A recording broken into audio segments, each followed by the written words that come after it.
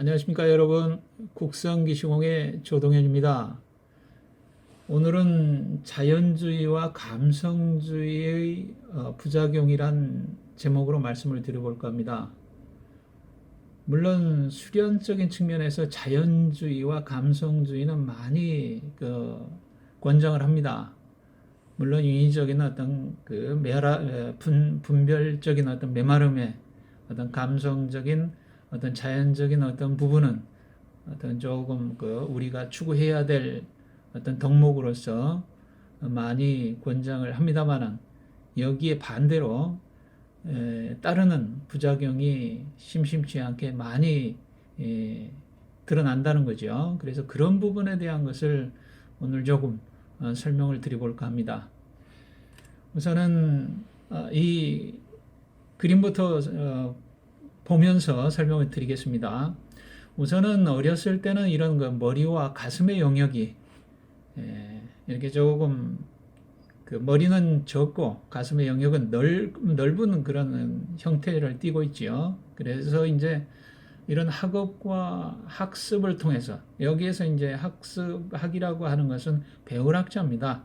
그래서 사회화 과정을 거쳐서 이런 머리에 어렸을 때와 반대로 머리의 영역이 커지고 가슴의 영역이 적어지는 어떤 그런 형태를 띠게 되죠. 그래서 머리를 채운다는 거죠. 배움으로써. 그래서 지식이 많아지는 어떤 그런 형태.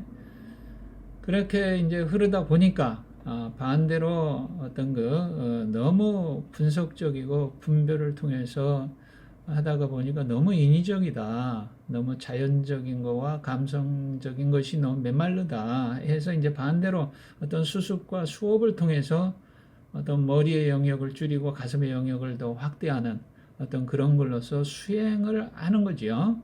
그래서 여기에서 수습과 수업이라고 하는 것은 닦을 숫자를 얘기합니다. 우리가 수련할 때 그 숫자가 되겠습니다. 여기서 닦는다 하는 것은 몸과 마음을, 그래서 이러한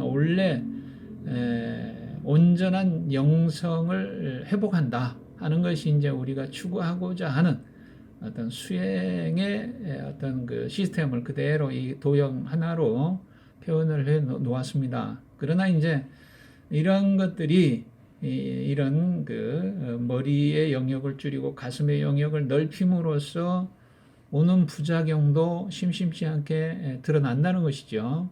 여기에 대한 것을 뇌과학적으로, 그 다음에 심리 분석적으로, 그 다음에 국선도 단전 행공에 있어서 정신집중법으로, 그 다음에 국선도 전체적인 어떤 수련의 틀의 원리로서 한번 설명을 해볼까 하거든요. 그래서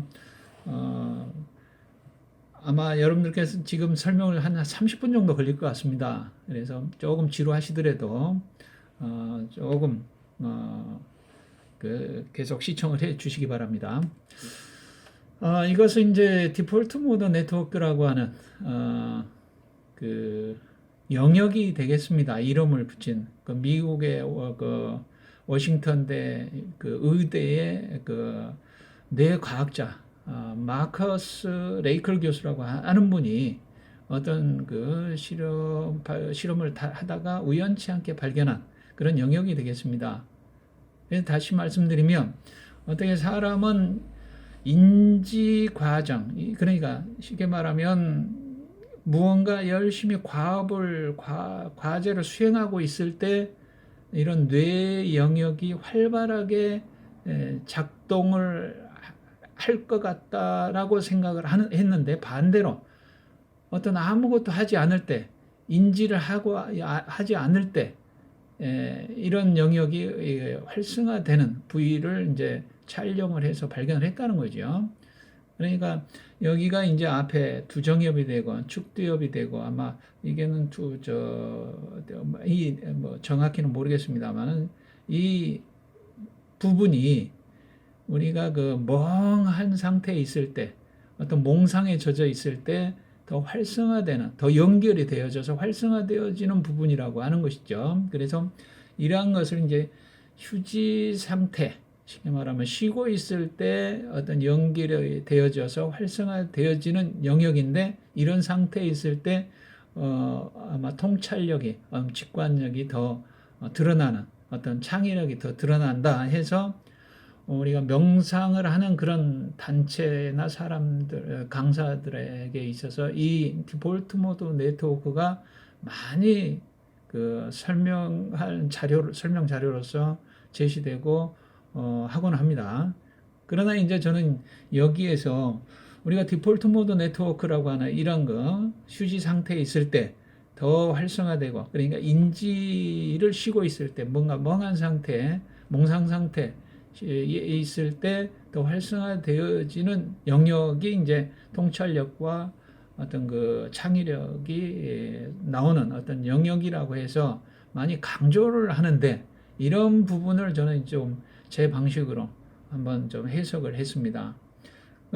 이 부분이 여기 오른쪽 이 부분이 이제 제가 나름대로 이렇게 그 정리를 한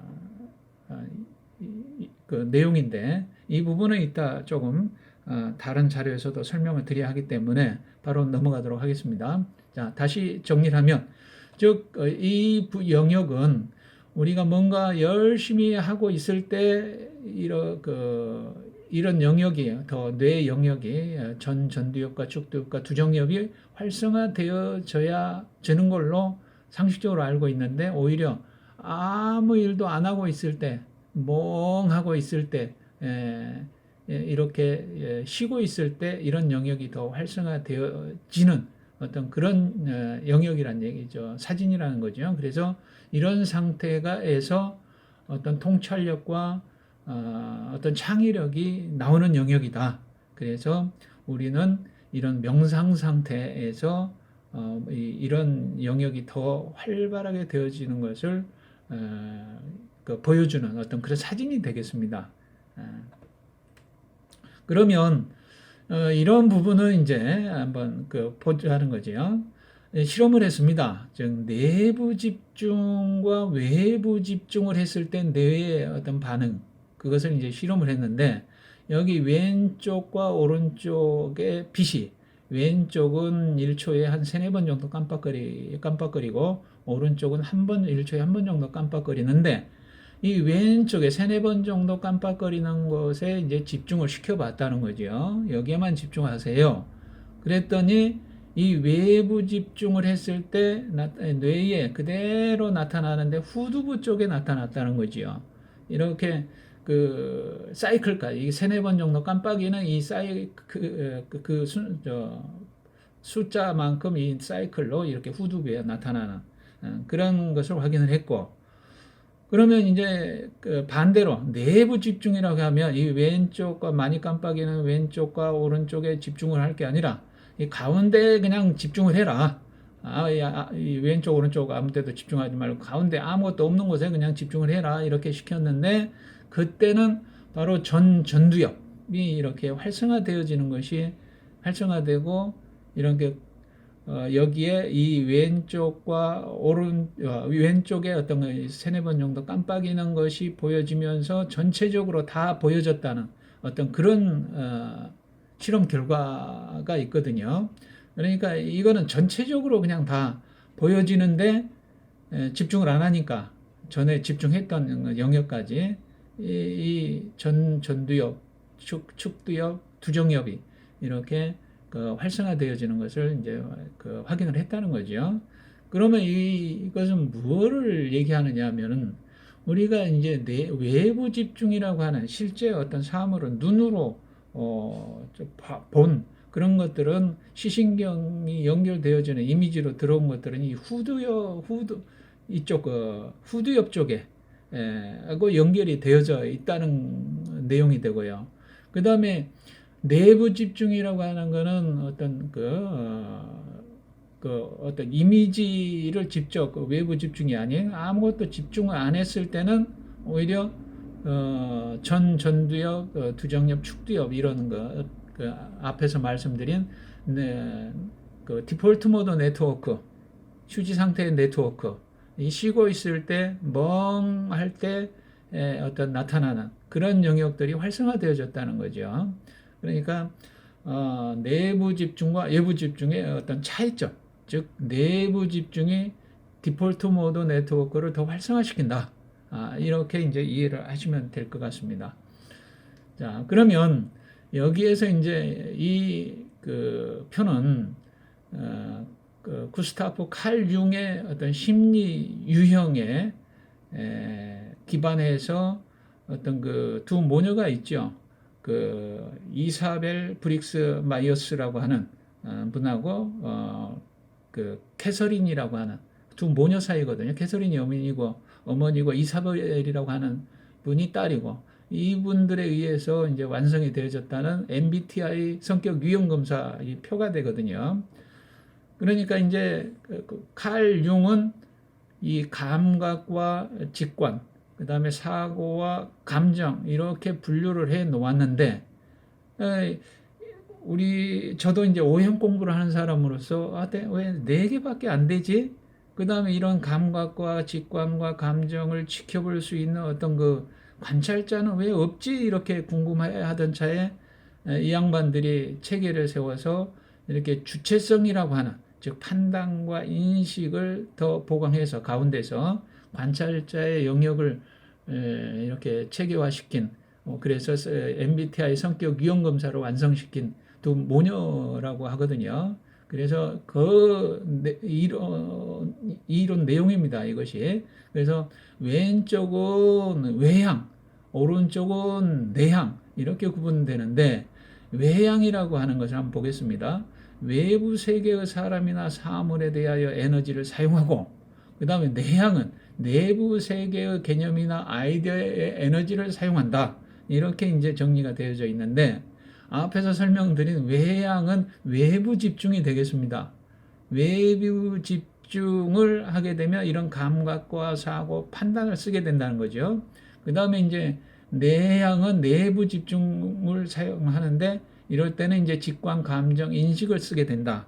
이렇게 이제 이해를 하시면 즉 외부와 내부 집중에 대한 것이 아마 조금 쉽게 이해가 되셨으리라 생각이 들거든요.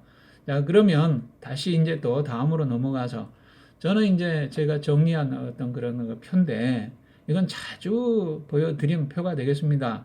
그래서 이 반을 뚝 이렇게 가로로 자르면 위에는 정신이 되고 밑에는 육체가 되고 그 다음에 또 이 세로로 이렇게 자르면 이쪽은 정신적으로 그러니까 가로로 자르면 공간적인 개념이 되고 이 세로로 자르면 시간적인 개념이 되고 그래서 오른쪽은 현실 왼쪽은 이상 이렇게 이제 정리를 할 수 있겠는데요. 그러면 이제 지난 시간에 누차 이제 제가 그 여러 그런 영상에서 왼쪽의 부분 쉽게 말하면 복부 우리가 호흡이라고 하는 그 편안하게 할 수 있는 호흡 내지는 명상 참선만 그렇게 했을 때는 우리가 이제 체액 자체가 알칼리성으로 흘러서 미주신경 긴장증으로 흘러서 이러한 병에 노출이 될 수 있다라고 이제 말씀드렸고 이런 그 알칼리성을 해리시키기 위해서 이 몸에 물이 필요하고 물이 필요하다. 이렇게 이제 말씀을 드렸었거든요. 그 다음 반대로 오른쪽에 이제 그 척추를 중심으로 하는 운동, 그렇게 호흡을 무시한 복부 운동을 무시한 일반적인 운동을 이렇게 했을 때는 산성으로 흘러서 이런 교감신경 긴장증으로 흐르고 이러한 병에 노출될 수가 쉽다. 그래서 이런 산성을 해리시키기 위해서 열이 난다. 우리 몸에. 그래서 우리가 이런 단전 행동을 쉽게 말하면 이런 척추를 중심으로 한 저항을 이 호흡에 걸어주면 이렇게 입안에 침이 고이고 단전에 열이 나는 것이 수승화강이 되는 건데 이것이 바로 우리 몸의 체액 자체를 중성으로 유지하는 것이 생리적으로 가장 이상적인 상태라고 볼 수가 있다. 그것이 이제 우리는 단전 행동을 한다라고 이제 그 단전 행동을 말씀드리면서 설명을 드린 내용이거든요. 그래서 이제 이 부분은 많이 설명을 드렸기 때문에 이 위에 부분은 제가 설명을 좀 안 드린 것 같아요. 그래서 이 위에 부분은 우리가 이제 집중, 외부 집중, 외부 정보를 많이 사용하는 것이 외부 집중이라고 그랬죠, 아까. 이거는 이제 어떤 운전을 한다 그러면 앞만 그냥 그대로 보고 하는 것을 이제 외부 집중이라고 하고요. 그 다음에 내부 집중 외에 내부 정보를 사용한다는 것은 앞에 운전을 하면서도 뒤에 그 타고 있는 승객들의 어떤 그런 말소리 내지는 어떤 그 분위기, 느낌, 공간의 어떤 그런 것들에 집중을 하는 것이 이제 내부 집중, 내부 정보를 활용한다. 이렇게 이제 정리를 해 볼 수도 있겠습니다. 그래서 이 외부 정보를 활용해서 하는 것은 집중인데 이렇게 이미지로 이렇게 눈으로 보고 어느 한 점에 타겟을 정해서 그러면 이 후두부에 뭔가 나타났다고 아까 말씀드렸었죠. 그런 집중을 하게 되면 단점이 있습니다. 장점은 잡념이 없는데 이 단점은 혼침에 빠진다는 거죠. 무기 상태에 빠진다는 겁니다. 이 혼침과 무기라고 하는 것은 우리가 수련을 하고 있는데 자기를 잊어버리는 경우죠. 예를 들어서 우리 같은 경우는 행공을 바꿔야 될 시간에 행공을 바꾸지를 못한다는 거죠. 잊어버리고 그냥 놓쳐버리는 거죠. 이렇게 말하면 이것이 혼침입니다. 그런데 이제 이것이 조금 더 극대화되면 현재, 과거, 미래와 또는 타인과의 연결이 어렵다는, 공감하기 어렵다는 거지요.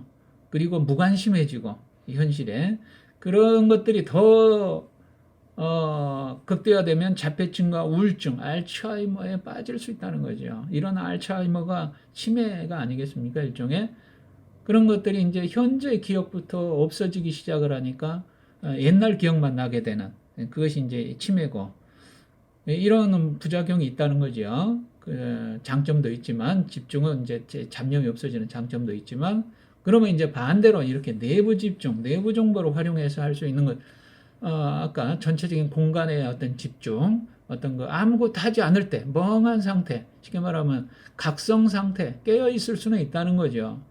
반대로. 그러나 잡념이 많아진다는 단점이 있습니다. 그러면 이런 상태가 더 깊이 들어가면 환시환청이 나타나고 반드시 이제 우리가 수련을 해서 깨어 있어라 해서 이제 삼매 상태 깊이 들어가면 이런 그 환시환청이 반드시 나타나게 돼 있거든요. 이런 것들을 이제 진짜인 줄 알고 동일시해버리는 사람은 동일시망상이 있거든요. 자기한테 보여지는 것들, 느껴지는 것들, 얻어지는 것들하고 같이 하나가 되려고 하는 이런 것들이 이제 그 현실로 나오게 되면은 이제 사이비가 되고 또 사이비 교주가 될 수도 있고 어떤 보이지 않는 세계를 자꾸 밖으로 표출하다 보니까 그 다음에 이런 것들이 극대화되면 이제 정신분열증 또 ADHD라고 하는 이 ADHD는 주의집중 결핍 과잉 행동장애라고 하는 거거든요. 이런 것들이 그 세계에 빠져서 현실하고는 현재하고는 전혀 무관심하게 되는 그 세계에 빠져서 나오지를 못하는 어떤 그런 형태라는 거죠. 그래서 이런 장단점이 있다는 거죠. 그래서 저는 오늘 그 아까 앞에서도 말씀드렸듯이 이런 이것이 하나의 자연주의, 감성주의 쪽이란 얘기죠. 이쪽이, 왼쪽이. 이쪽은, 인위적인 어떤 그런 형태고, 그래서 이런 부분에 대한 어떤 전체적인 어떤, 그런 깨어있을 수는 있지만, 어떤 잡념이 많아지는 데 있어서 어떤 환시환청, 더 극대화되면 정신분열증, ADHD로 이렇게 흐를 수 있는 부작용들이 있듯이 분명한 어떤 그런 부작용들이 있는데, 그런 것들을 이제 디폴트 모드 네트워크가 활성화되어지면 이런 영역이죠. 내부 정보를 활용하니까. 그래서 거기에서 통찰력과 어떤 창의력이 나오는 영역이다라고 그냥 강조만 하다 보니까 저는 반대로 거기에 대한 어떤 부작용을 이렇게 말씀을 드려야 되는 것이 아마 균형을 잡는 것이 아닌가 하는 그런 생각이 들기 때문에 한번 이런 부분에 대해서 말씀을 드리고 있는 중입니다. 자, 그러면 다시 한번 이제 다른 부분으로 한번 설명을, 여기에서 이제 우리 국선도는, 이런 집중과 어떤 깨어있음, 집중과 이 조화라고 볼 수가 있죠. 우리는 적적이라 그럽니다. 이쪽을 집중을. 그 다음에 이쪽은 깨어있으면 성성이라고 하고, 그래서 이 적적 성성이 다 되어져야 된다는 거죠. 그래서 이 중화를 이루어야 된다. 즉 그래서 국선도는 골똘한 집중을 요구하지를 않습니다. 즉 깨어있는 집중, 즉 적적 성성을 요구하죠. 그것이 이제 잡념 모드가 억제된 상태. 다시 말씀드리면 내부 정보를 필터링해서 필터 걸른다는 거죠. 그래서 자아를 유지한 상태에서 내부 정보를 융합한다. 하나로 만든다. 나랑.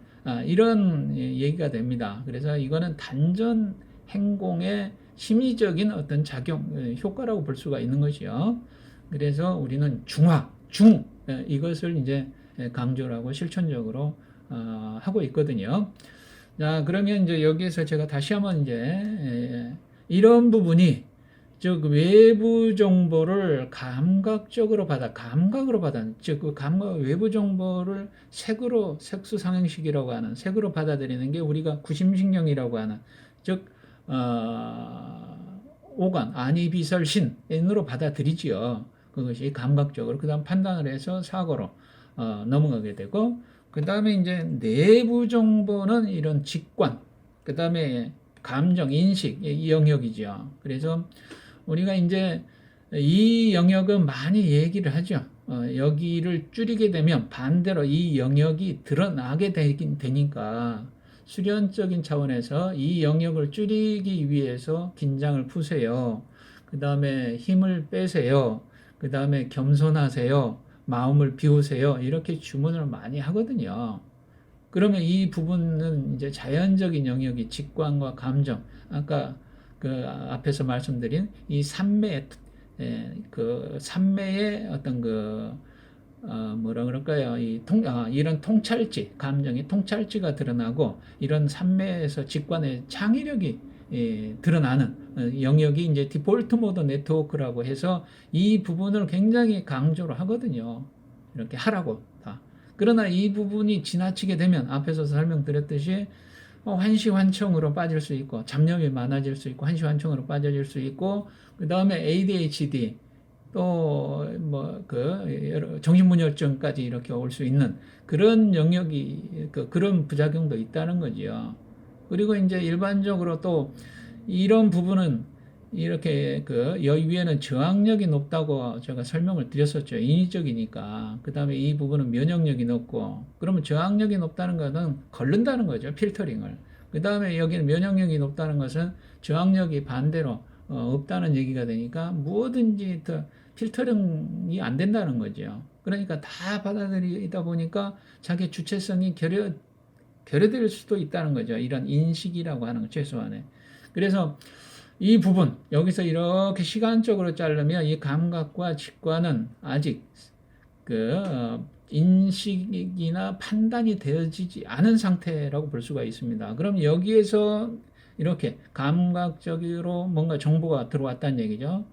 외부 정보가, 그 다음 내부 정보는 직관을 통해서 들어오고, 그러면 인식을 할 정도까지가 뭐냐, 즉, 알아차림, 요새 유행하는 MBSR이라고 하는, 마인드풀, 베이스드, 그 다음에 스트레스 리덕션, 어떤 이라고 할까요? 그런, 제가 잘 모릅니다만은, 이런 상태, 바램 없이 비판 없이 처음처럼 내려놓고 수용하며 믿음으로 인내한다라는 어떤 판단으로 나오기 이전, 그런, 이제 그 판단으로 이렇게 뭔가 외부 정보, 내부 정보가 들어오면 이런 정도 인지를 하는 정도, 알아차릴 수 있는 정도까지가 여기가 MBSR, 알아차림을 통해서 스트레스를 제거할 수 있는 어떤 그런 수행 방법이고, 우리는 이제 또 국선도를 통해서 이런 알아차림으로만 끝나는 것이 아니고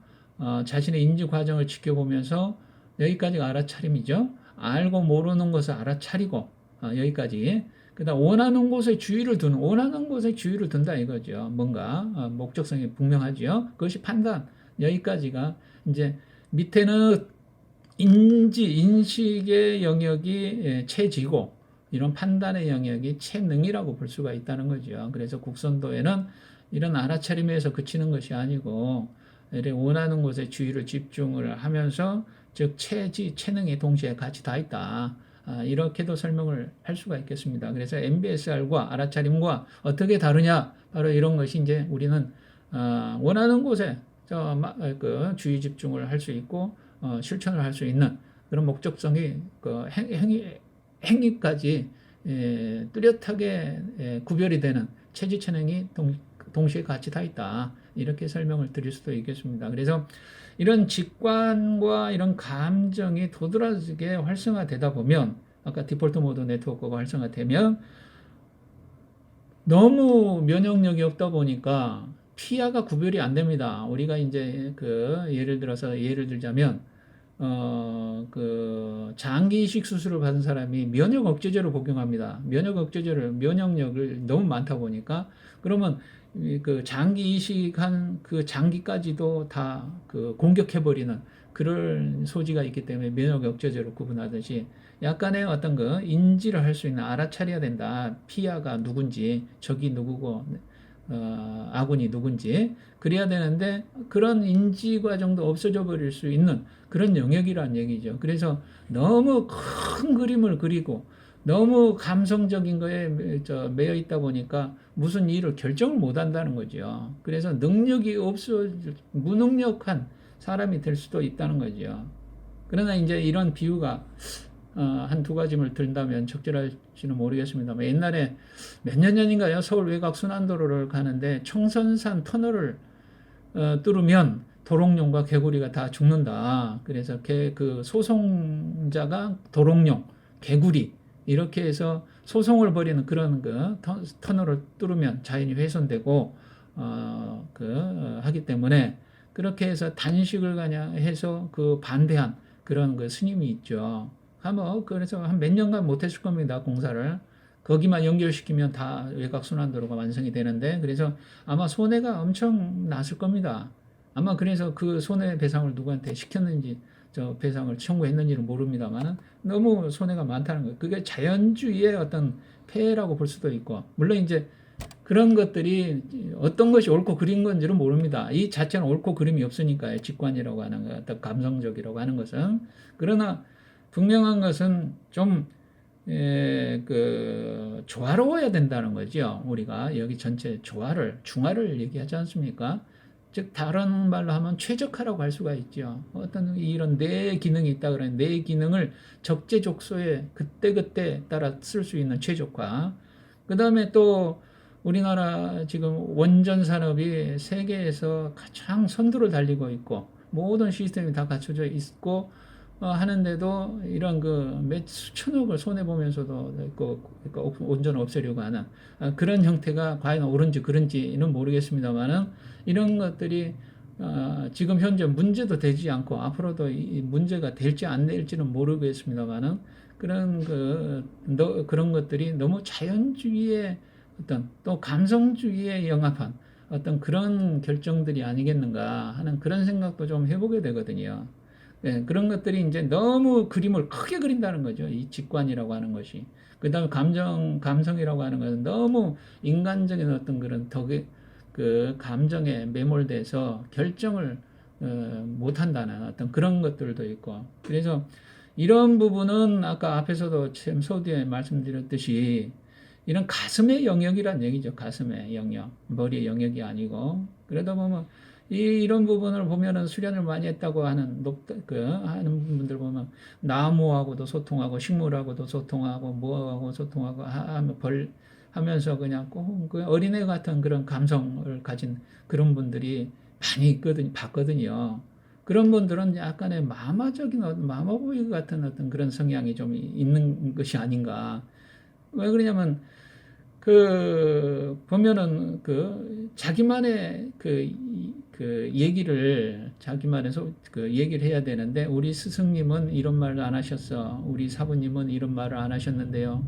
한번 우리 엄마한테 물어봐야 되는데요. 우리 아버지한테 한번 확인해 봐야 되는데 하는 그런 느낌의 그런 얘기를 그런 분위기의 어떤 그런 말씀들을 많이 하시고 그런 거 듣다 보면 그냥 손발이 오글오글해지는 어떤 그런 것을 느끼기도 하거든요. 그래서 그런 것들에 대한 그리고 또 이런 자기만의 어떤 알아차림이라고 해서 인지 과정이 없다 보니까 요새 그 어떤 성폭력 뭐 해서 그루밍이라고 하는 게 있지 않습니까? 세뇌시켜서 어떤 그런 성착취로 하는 어떤 그런 것도 이 영역이를 그렇게 빠질 수 있다는 거죠. 그래서 그 스승과 어떤 수행 단체를 잘 만나면 괜찮은데 그렇지 않으면 사심이 가득한 스승을 만난다거나 그런 사심이 가득한 이익 집단, 이익 수련 단체를 이 종교 집단을 만난다거나 하면은 이러한 영역에 있는 사람들은 완전히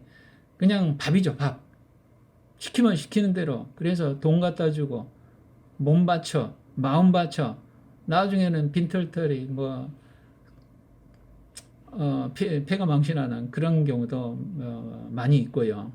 그래서 이런 그 자연주의와 이런 감성주의의 부작용이 이런 것이다라는 것을 말씀드리고 그것을 이제 피해가기 위해서는 이런 최소한의 앞에서도 설명드린 우리는 적적 성성을 하듯이 우리는 행공의 어떤 적절한 호흡과 어떤 그 행공을 유지하듯이 그러면서 이런 중화를 시켜야 된다. 이런 중화를 시키면 이런 체지체능이 나오는 것이 곧 중이다.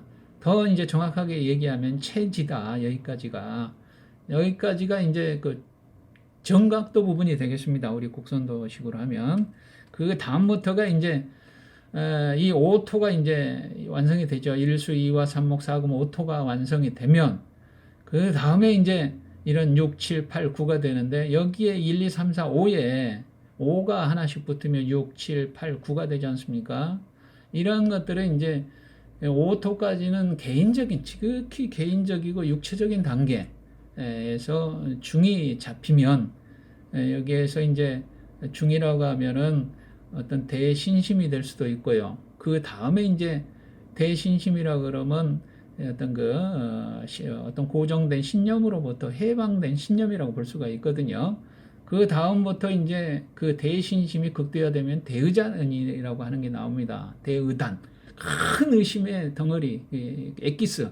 그것을 통해서 이런 문제가 무엇인지 확인을 하고, 착을 하고, 그 다음에 문제가 해결된 상태가 어떤 것인지를 확인한 후에 문제를 해결하는 방법을 도출하여 이 일을 시행한다라는 것이 이제 국선도의 선도법의 단계라고 볼 수가 있거든요. 이것이 이제 우리 조금 그 공동체적인 어떤 입체적인 어떤 사회적인 어떤 그런 것, 개인적인 것을 이제 넘어서 그런 거라고 볼 수가 있다는 거죠. 그리고 이제 이런 것들을 이제 우리는 이제 원래 우리는 온전하다는 얘기죠. 온전하다. 우리 국선도 하는데 국은 이제 온전성을 얘기하고 한 나라를 하나로 본다는 거죠. 이 온 나라를 그다음 온전하다. 그다음에 그러는 선도해서 사람 인변의 하늘천자 이 연결성 하늘과 사람 연결해서 도라고 하는 것은 이제 초월성을 얘기하고 그래서 국선도가 이제 이런 연결성을 통해서 온전성이 드러나도록 하고 초월성까지 이렇게 가게 하는 그런 이제 체계로 이제 되어져 있다는 거죠. 그것을 이제 우리는 이런 행공을 통해서 단전 행공을 통해서 하겠다는 것이고요. 그러면 이제 그 6부터 우리가 통기법에 정각도에서 잡힌 중, 5토가 중이라고 했는데 이것을 이제 중용에서는 시중이라고 한답니다. 즉 다시 말씀드리면 이 시자는 시간 시자에다가 가운데 중자 이것을 이제 명상적으로 해석한다면 그때 다르다 이 중이.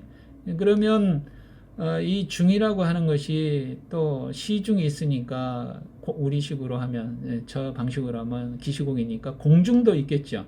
즉 환경 따라 다르다. 이런 얘기도 있을 수 있고 그 다음에 또 기시공이니까 기는 인간이거든요. 그래서 사람 따라 다르다. 이걸 중이라고 하는 것이 항상. 그래서 이 기시공 또 다른 말로는 천지인 이 시라고 하는 것은 하늘을 뜻하고요. 그다음 공이라고 하는 환경이니까 땅을 뜻하고 인이라고 하는 것은 기기라고 하는 거 인이니까 천지인 이것의 중으로 다 연결을 시키면 하나가 되어져 있지 않습니까?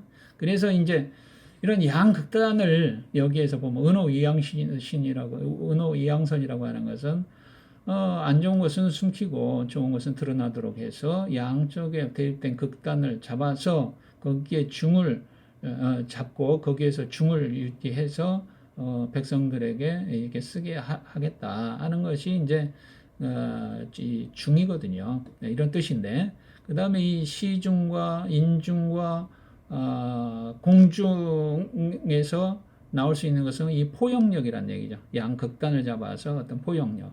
그 다음에 집기 양단의 지혜가 나오고 포용력과 지혜가 나온다는 거죠. 그래서 이것이 이제 대의단이다. 쉽게 말하면 이 중이라고 하는 것이 큰 의심이다.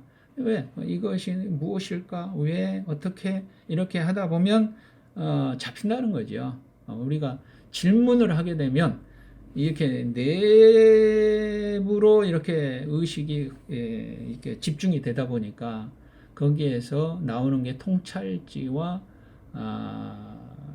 어떤 그 창의력이란 얘기죠. 자, 우선은 이걸로 정리해 볼 수가 있겠습니다. 자, 그러면 이제 국선도 당겨볼 의식 확장의 결과인데 정각도에서는 신념으로부터 해방이라는 얘기죠. 자기만의 어떤 페르소나라고 하는 가하, 어떤 가면 그런 것으로부터 벗어나는 어떤 해방된 어떤 그 신념을 얘기하는 것 같고요. 그런 자연주의를 뜻하죠. 어떤 그 순수 의식이라고 볼 수도 있고, 그 통기법에서는 그 here and now 지금 여기에 중을 유지하면 바로 하늘과 땅과 내가 다 하나 될 수 있는 어떤 그런 것들이니까 바로 지금 여기가 내 안에 구축이 되어져 있는 이런 것들은 앞에 정각도는 지극히 개인적이라고 하면 이거 통기법은 보면은 here and now 천 하늘과 서로 교감한다는 이 임독 자계를 통해서 즉 상단전과 하단전 즉 이상과 현실을 융합하겠다 하는 뜻이기도 합니다만은 이거는 하나의 공동체 의식이 공동체 의식을 강조한다는 거죠. 그러니까 조직적인 거와 하나가 되는 어떤 외부와 하나가 되는 그런 것들이고 그런데 이제 너무 앞에서 또 설명을 드렸듯이 너무 순수 의식 내지는 자연주의, 감성주의를 주장하다 보니까 우리가 이제 그 천선원에 그 태양광 발전소가 들어선다고 했을 때 어떤 반대 집회를 했습니다. 그러니까 참여율이 다른 어떤 조직, 종교단체에 비하면 터무니없이 적거든요.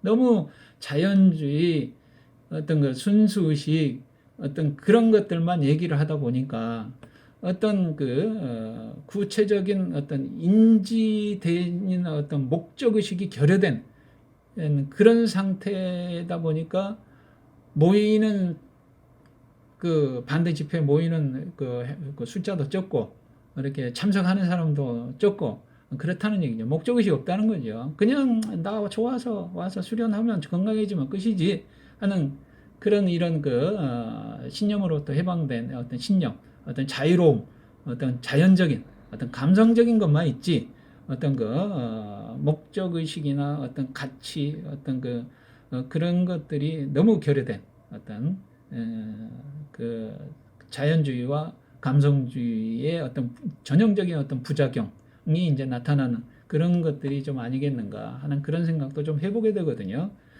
그 다음에 이거는 이제 정각도는 육체적인 단계, 통기법은 정신적인 단계, 이렇게 이제 구분을 해볼 수도 있고, 선도법은 이 자유, 평등, 사랑, 이렇게 정리를 해볼 수가 있겠습니다. 자, 이렇게 이제 정리를 해본 내용이 되겠습니다. 다시 한번 정리를 드리면요. 자연주의와 감성주의의 부작용이 앞에서 설명드린 어떤 수련의 가슴의 영역을 넓힌다. 또 뇌과학적으로 어떤 디폴트 모드 네트워크, 인지를 하지 않을 때 어떤 멍하고 있을 때 명상, 삼매에 빠져 있을 때 활성화되어지는 영역을 권장하기도 하고 또 어떤 그 심리적으로 머리를 줄이고 가슴의 영역, 쉽게 말하면 어떤 직관과 감성을 어떤 거기에서 나오는 어떤 그 통찰지와 지혜 내지는 또 삼매를 강조를 하다 보니 이런 자연주의와 감성주의가 극대화되면서 거기에 그 인지 최소한의 인지 과정이라고 하는 지켜본다는 어떤 그런 것도 잊어버릴 수 있는 상실되어져 버릴 수 있는 것에서 올 수 있는 어떤 그 자기 마음대로 이렇게 풀어져 버릴 수 있는 어떤 그런 것들이 좀 올 수 있다. 그런 것들이 조금 부작용으로서 조종당하기 쉽다. 현실에 있어서는. 그래서 자기만의 최소한의 우리 국선도식으로 중을 유지하기 위해서는 유지하는 어떤 그런 것들이 있어야 되겠다 하는 그런 차원에서 감성주의와 자연주의의 폐해, 부작용에 대해서 말씀을 드렸습니다. 오늘은 여기까지 하겠습니다. 자, 경청해 주셔서 감사합니다.